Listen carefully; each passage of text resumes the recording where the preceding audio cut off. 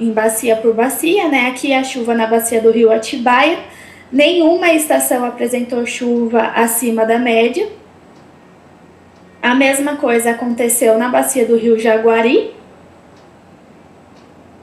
Já na bacia do rio Piracicaba, nós tivemos duas estações, a do rio Corubataí Piracicaba e a estação Rio Piracicaba Artemis, que apresentaram as chuvas acima da média. Na bacia do rio Capivari também tivemos chuvas abaixo da média. A rio Capivari Reforma Agrária quase chegou na média, mas ainda faltou um pouquinho. Na bacia do rio Jundiaí tivemos a estação Rio Jundiaí Salto, que ficou acima 27,8%. Então, nós podemos ver, né, com os gráficos, que as estações ficaram bastante abaixo, porém, né, as que ficaram acima não foi uma chuva que se deu ao longo dos meses, né, foram chuvas muito, muito concentradas. Né? Então, aqui a gente tem a climatologia de precipitação, eram esperados acumulados entre 50 e 100 milímetros, mas o que realmente aconteceu foi que na maior parte das bacias PCJs, os acumulados eles não superaram 50 milímetros, né? Então, como destaque, apenas duas estações registraram acumulados acima da média histórica, e no âmbito das bacias PCJ, os acumulados ficaram com predomínio de acumulados abaixo da média climatológica. E como eu havia dito, né, o que está representado nos gráficos, as estações que tiveram chuva acima da média foram chuvas muito localizadas e de curta duração. Então, o maior evento de chuva em 24 horas foi de 40,75 milímetros, contabilizado entre a meia-noite do dia 15 de abril e a meia-noite do dia 16 de abril, e ela foi registrada pela estação Rio Corumbataí Semai Piracicaba. Então, agora os dados pluviométricos, fazendo um comparativo da vazão média de abril de 2024 com a média por década, levando em consideração o posto Rio Jaguari e Sinister, nós observamos que 2024 ficou bem abaixo da média, e a média registrada em abril de 2024 foi de 16,34 metros cúbicos por segundo, a vazão média. Fazendo o mesmo comparativo com o posto Rio Atibaia acima de Paulínia, nós também podemos observar que mais uma vez ficou abaixo das médias por décadas, registrando uma vazão média de 13,30 metros cúbicos por segundo. E a mesma coisa aconteceu com o posto Rio Piracicaba em Artemis.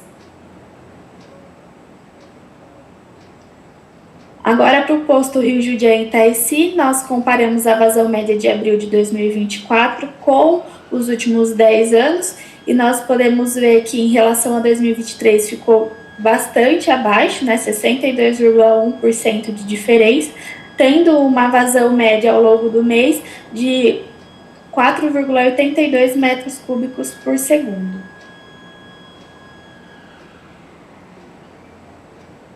No posto Rio Capivari Sabesp Montemor, onde nós comparamos a vazão média de abril de 2024 com a média dos últimos 7 anos, nós podemos ver que, né, para essa estação, a vazão média ficou acima dos últimos 3 anos, né? Registrando uma vazão média de 5,35 metros cúbicos por segundo. Agora o sistema Cantareira.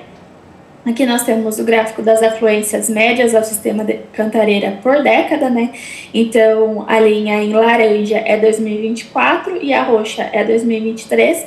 Nós conseguimos perceber uma diferença muito grande entre esse ano e o ano passado, e também está bem abaixo das vazões por década, né?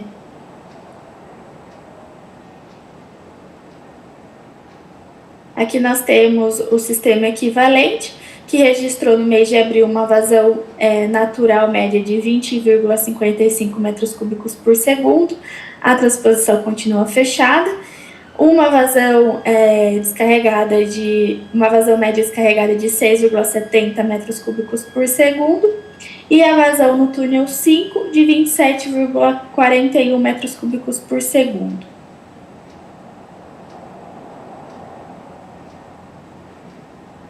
Agora os volumes utilizados do sistema Cantareira.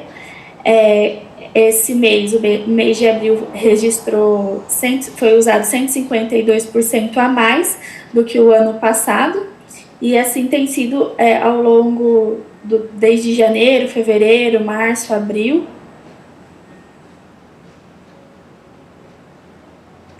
E agora as vazões médias nos postos de controle, conforme a resolução conjunta ANA-DEE número 925 e 926 de 2017, né? Então, no Rio Atibaia e Atibaia, a vazão média diária se manteve acima das mínimas estabelecidas pela resolução durante o mês inteiro. Já na estação Rio Atibaia Captação Valinhos, nós tivemos um período onde ficou abaixo e caíram muito rápido, mas conseguimos fazer retornar, né? Agora é um período que fica um pouquinho mais difícil, como costumam dizer, a esponja está secando, né? Então as operações demandam um pouco mais de cuidado. Na estação Rio Jaguari, em Buenópolis, também ficamos acima dos limites estabelecidos, né, o mês inteiro. E a vazão média móvel de 15 dias consecutivos no Rio Atibaia e Atibaia ficou acima também dos limites. O Rio Atibaia Captação Valinhos, ela reflete, né, a média diária, então ela acabou ficando abaixo também. E essa é um pouquinho mais difícil de retornar. E o Rio Jaguari em Buenópolis ficou acima também durante o mês inteiro. Então é isso, pessoal. Muito obrigada. Carol, muito obrigado aí pela apresentação, trazer os dados para a gente no mês de abril, né? Tinha uma pergunta aqui do chat do André Martins, perguntando, parabenizando pela apresentação, e se é possível compartilhar essa apresentação em PDF para os membros da CT. De maneira geral, a gente tem feito isso, até peço ao pessoal da Secretaria Executiva, Carol depois mandando a apresentação e as outras apresentações, né, Jorge e outros que apresentarão, para a gente mandar para os membros aí, mas com certeza é possível sim, André. Obrigado aí pela presença. Não havendo mais nenhuma colocação, então, mais uma vez agradecendo a sala de situação, eu já passo na sequência, olhamos um pouco o passado, agora vamos olhar um pouquinho o futuro, vi que o pessoal do Sinopar também está por aí, queria convidar o Jorge Mercante, coordenador aí do GT Previsão, para trazer um pouco o que a gente tem de curto e médio prazo do ponto de vista climático. Jorge, bom dia, fique à vontade. Ok, a todos, meu cordial bom dia. Infelizmente, as novidades não são boas. Então, vamos lá. Apresentemos.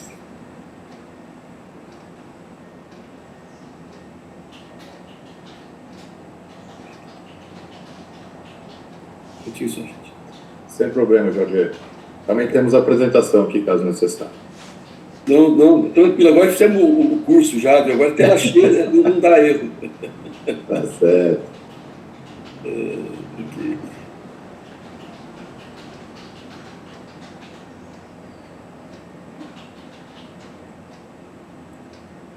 Tudo certo? Agora em tela cheia, fique à vontade. Obrigado. Bom, gente, vamos ver aqui a previsão hidrológica, como foi em abril. Jaguari e Buenópolis, olha, em 27 dias, a vazão observada foi 20% inferior à prevista. Tá? Buenópolis e Atibaia também foi muito bom o resultado.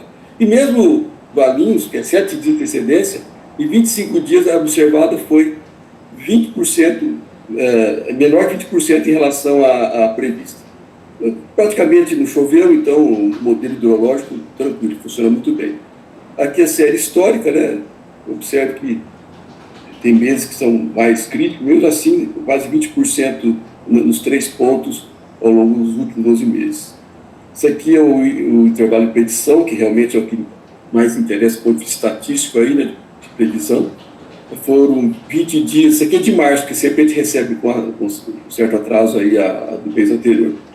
20 dias aqui em Buenópolis, né, menor de 5%, que é o ideal, 18 em Atibaia e 17 em Valinhos. E a série histórica também tem um bom número, 22, 20, 24, demonstrando que o modelo tem atendido satisfatoriamente as nossas necessidades. Previsão meteorológica, que começa a complicar a coisa. Isso aqui é a foto, essa foto sempre falo, é satélite, mas dizendo não é nuvem, é chuva. É um método indireto, então a ideia é que está chovendo, tá? Então ontem à tarde, chuva aqui no Rio Grande do Sul, né? Tá? E hoje de manhã, continua no Rio Grande do Sul, mas já com um comportamento um pouco diferente, né? Que a gente vai ver aqui agora adiante. Isso aqui é a foto de ontem do CIMEPAR, mostrando aqui essa linha de estabilidade, a chuva. Esse JBN é jatos em baixos níveis, tá? O que é isso? Isso aqui é essa corrente de vento, vem desde o solo até 2 km no máximo, 2.000 metros de altura, né? E vem com velocidade entre 10 e 20 metros por segundo, a 30 km, a 60 km por hora, 70, e traz a umidade aqui para a região sul, desde Bacia do Prata até Santa Catarina e Rio Grande do Sul, tá? Essa corrente, então, que está trazendo a umidade que está precipitando no Rio Grande do Sul. Por isso, é uma corrente baixa, ela vem com umidade, porque quando ela sobe, onde ela sobe, ela condensa e chove naquele local. Essa não, ela traz a umidade realmente, tá? O jato de baixo sul, depois o Marco vai explicar com mais precisão, com mais propriedade essa situação. Só para servir aqui de spoiler do Marco, né, Marco? Isso aqui é a foto de hoje, ó, continua chuva forte aqui em Santa Maria, aquela região mais afetada, o Vale do Taquari, né? Está muito crítica a situação lá, é recorde de chuva. O governador falou essa madrugada aí que é a pior situação da história do Rio Grande do Sul em termos de enchente. Aqui uma foto de radar lá do CIMEPAR, observe que está chovendo para danar aqui, né? Chovendo na região norte aqui do Rio Grande do Sul. E a gente está seco, né? Aqui são as cartas sinóticas. A gente observa então isso aqui foi no dia 30, tem uma frente fria aqui no mar, né? E está entrando uma outra aqui ontem, está avançando. Aqui hoje à meia-noite ainda estava aqui, segundo o Marco, isso aqui é uma frente estacionária, né, Marco? Oclusa, depois ele vai falar. Acho que é estacionária. Frio e quente aqui, né? E a frente fria para o sul aqui, indo para o oceano, desculpa. E da Marinha, mesma coisa. Não tem nada de especial. A última aqui, 0 hora, a frente já foi para o oceano e fica a linha de estabilidade aqui. E essa alta pressão aqui no Planalto, tá? Agora que é o lado triste. Ó, próximos 7 dias, sem previsão de chuva. Ó, observe que quando muito vira um pouquinho do vento sudeste à noite, quer dizer, se essa frente se deslocar pelo oceano, vai dar um ventinho de tarde aí, mas sem condição de chuva, um pouco de nebulosidade. Aqui a pressão aumenta, demonstra que realmente piora a situação, né, que não vai chover mesmo, tá? E as nuvens são nuvem alta, só sem nuvens baixas de chuva. Aqui, ó, a primeira vez que eu vejo acumulado aqui de 7 dias, 0, até parece algum milímetrozinho aqui, 0, realmente a previsão é péssima para os próximos dias, sem chance. Se me parte também o mesmo modelo, 0 também de previsão. Agora aqui a previsão hidrológica, observe que está caindo a vazão prevista, né, mas ainda longe da vazão da outorga, para Buenópolis. Para Atibaia também praticamente estável, mas longe da outorga. Agora aqui em Valinhos é crítico, né? Observe que as previsões aqui de vazão para os próximos dias está muito no limite aqui, né? Situação muito difícil aí de prover a vazão aí em Valinhos, tá? Por força até do problema lá em Piracaia, que tem restrição de vazão. E chuva para os próximos dias pelo modelo composto aí, observe que até a mediana está lá embaixo, embora tenha um dos modelos prevê aqui um pouco de chuva aqui, mas todos os outros, praticamente até 16 de maio, a probabilidade é baixa, né? Então, nos 3 pontos, é muito parecido, né? Muito similar, os 3 postos que a gente tem. Aqui está o SPI, até a galera da Niera mandou ainda hoje, já atualizado, até o dia 30 de abril.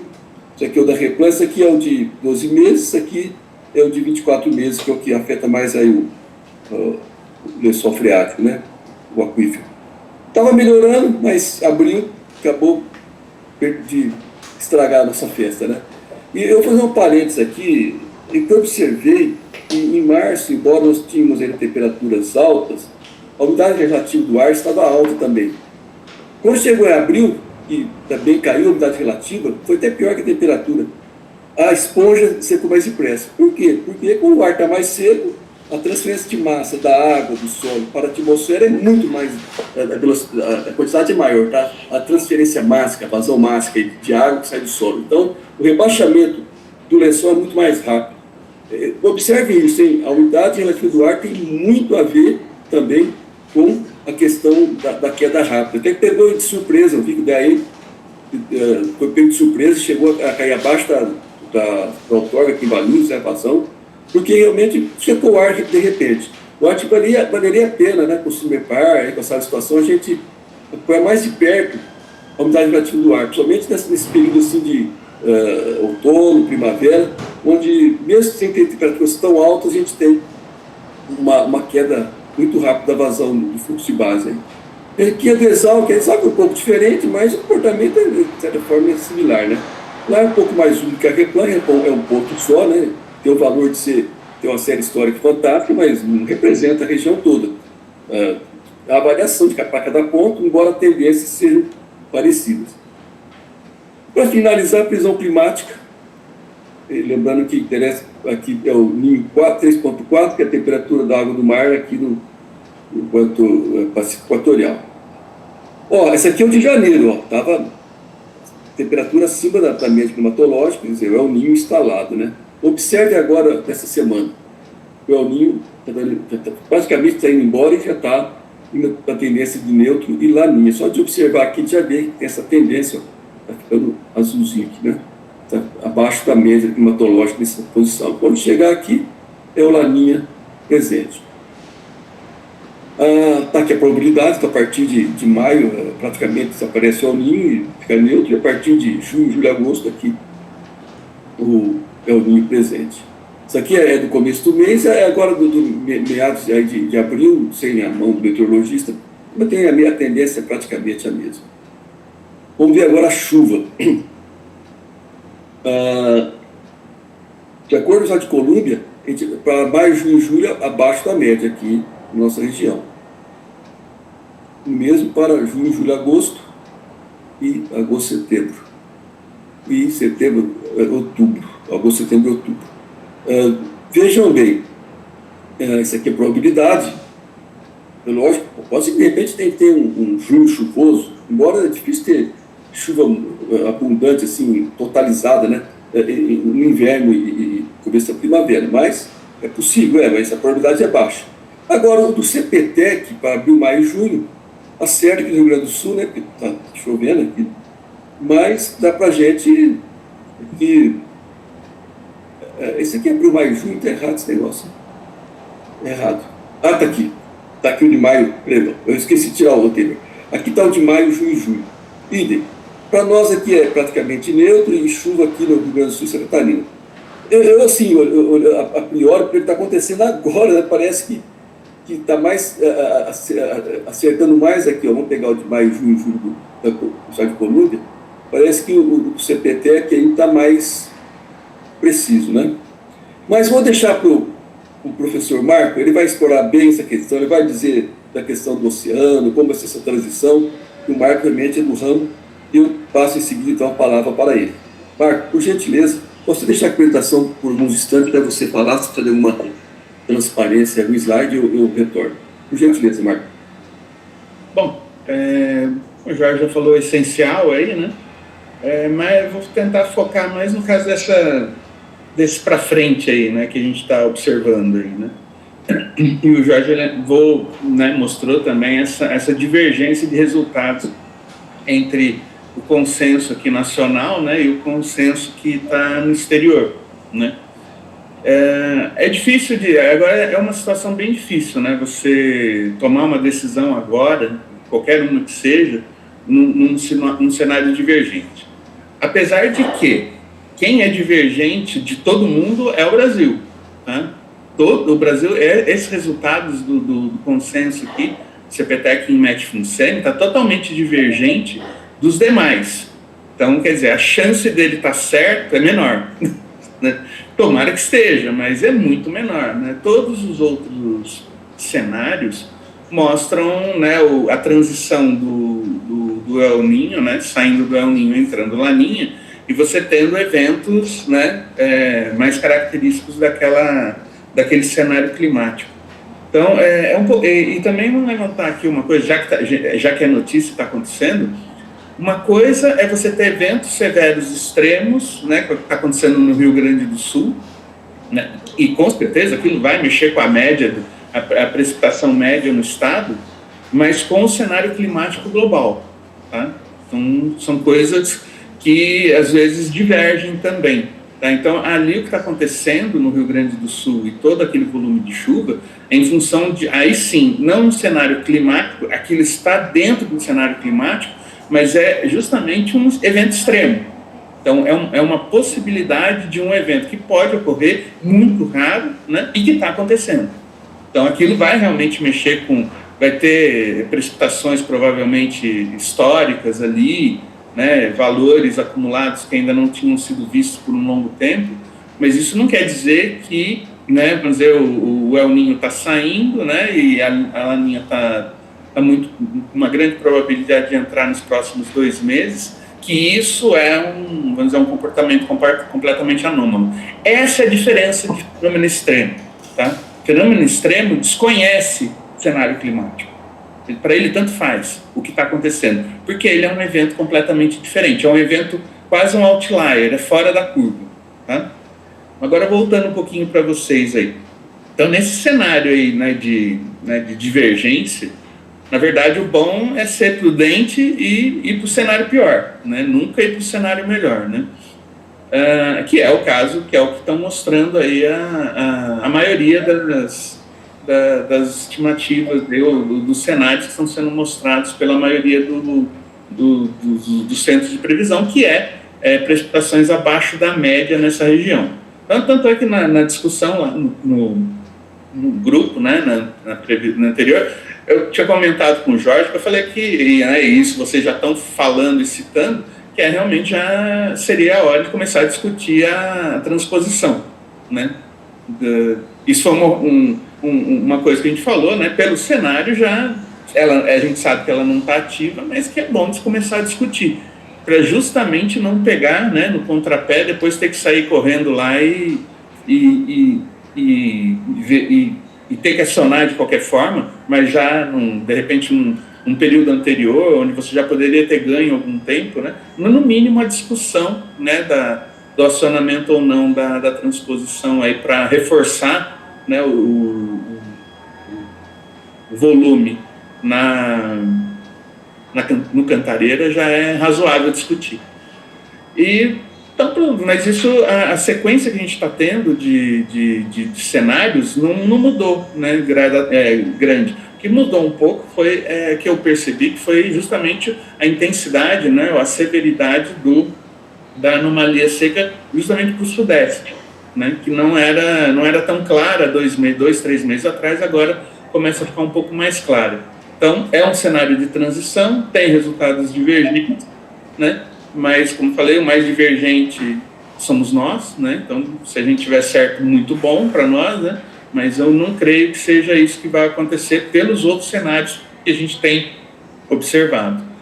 E que, basicamente, nós vamos entrar na época seca, né? Como o Alexandre falou, na próxima reunião o bastão passa para cá e passa já na época seca, né? Que é o padrão aí da troca, né? De tomadas de decisão, mas já com esse cenário aí, né? Do que se espera, né, já um cenário de um período seco, mas eventualmente aí, um pouco mais seco do que se espera. Não, ainda precisa realmente a gente está nesse momento que eu falo global, vamos dizer, nós estamos uma transição de El Niño para Laninha e temos um período que que a barreira é uma barreira de previsibilidade né, nosso outono, da primavera lá do hemisfério norte, que eles costumam referenciar a previsão de lá. É onde os modelos climáticos também não se acertam muito para os próximos meses. Eles têm dificuldades. Então, a gente precisa de mais 2, 3 meses para os modelos saírem desse período mais com menor skill, que a gente chama, menor aderência dos resultados, para ver se essas alterações que eles estão dando são permanentes, né? Eles estavam captando bem e não foram afetados por esse período mais de menor capacidade que os modelos têm de prever os próximos meses, ou se vai haver alguma mudança para mais ou para menos, né, disso aí. Mas o grande, assim, de maneira geral, é o que a gente observa, o que a gente está observando vamos dizer, a sequência mesmo, fora as divergências que acontecem, né, entre diferentes metodologias de se fazer o mesmo resultado, mas o principal caminho é esse que está sendo mostrado aí pelo Jorge aí, né, nos próximos meses. A entrada do Laninha, ele já começa a fazer sentido atmosférico no Pacífico, né, que ali é o primeiro sinal que realmente a coisa está mudando. Então, aí você vai ter todas as implicações para nós que esses cenários estão mostrando aí para frente. Ok, Marco, agradeço aí suas palavras, tá? Seus esclarecimentos sempre valiosos para nós aqui. E só complementando, né, falando da reunião do GT, então o Marco participou, a gente, referendo aqui, viu, a Sabesp, e até março, realmente, eu acho que vocês foram muito, assim, prudentes, né, e não iniciar aí o bombeio, né, mas agora, o cenário, quer dizer, vale a pena reiniciar e se de repente a gente tiver, né, bênção de ter aí um final de outono com esse de inverno chuvoso, pode suspender lá na frente, né, achar que os níveis vão ficar elevados, mas a tendência realmente referenda iniciar o quanto possível aí o bombeio. Gente, muito obrigado. Alexandre, fica à disposição para mais alguma colocação, se necessário. Muito obrigado, Jorge, pela coordenação do GT, a apresentação aqui, o Marco também, acho que trouxe, né, ótimos esclarecimentos, e acho que nós não temos nenhuma pergunta aqui, mas só para trazer, né, algumas coisas, né, que a gente vai ouvindo aí dos municípios, porque a hora que a gente olha para a gestão do sistema Cantareira, né, com bombeio, sem bombeio, que a gente está conversando, são 19 cidades aqui do PCJ que se abastecem diretamente, né? Mas lembrar sempre, né, nós temos quase 50 outras cidades que não se abastecem diretamente do Cantareira. Porque esses que estão na calha do Cantareira, evidentemente, para 2024, principalmente, terão uma situação relativamente, não diria confortável, mas uma situação de segurança hídrica relativamente boa, né?